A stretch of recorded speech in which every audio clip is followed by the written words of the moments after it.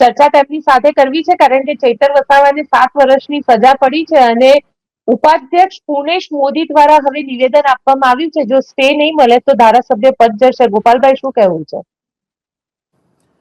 ગોપીબેન, આમાં કહેવાનું બધું સ્પષ્ટ જ છે કે ચૈતર વસાવા જે રીતે ધારાસભ્ય તરીકે ચૂંટાયા ત્યારથી લઈ આજ દિવસ સુધી મજબૂત લડાઈ લડ્યા છે.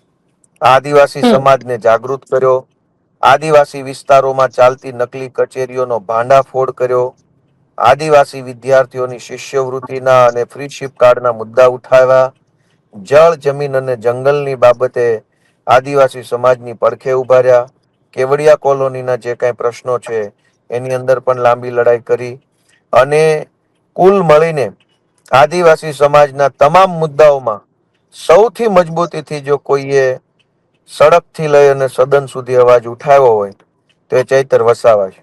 અને એટલે ભાજપની સરકારના પેટમાં બેન તેલ રેડાયું કે આ ચૈતર વસાવા આદિવાસીઓને કેમ જાગૃત કરે છે, કેમ આદિવાસીઓ માટે લડે છે, એટલે એને તોડવાની કોશિશના ભાગરૂપે ભૂતકાળમાં એની ઉપર અનેક એફઆઈઆર કરી અને અનેક વખત એને જેલમાં નાખ્યા.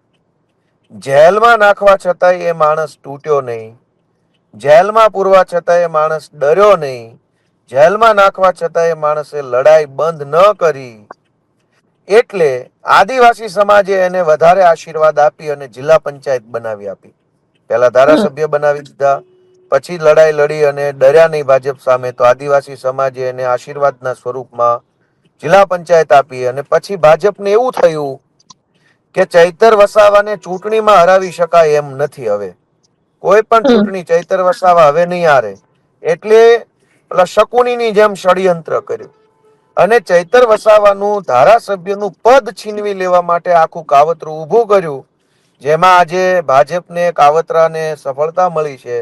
અને શરૂઆતથી જ ભાજપને એવું હતું કે ભાઈ યા તો ચૈતર વસાવા પક્ષ પલટો કરી લે, યા તો ભાજપમાં જોડાઈ જાય, યા તો એને જેલમાં પૂરી દઈએ, જેલથી ના ડરે તો સભ્ય પદ લઈ લઈએ.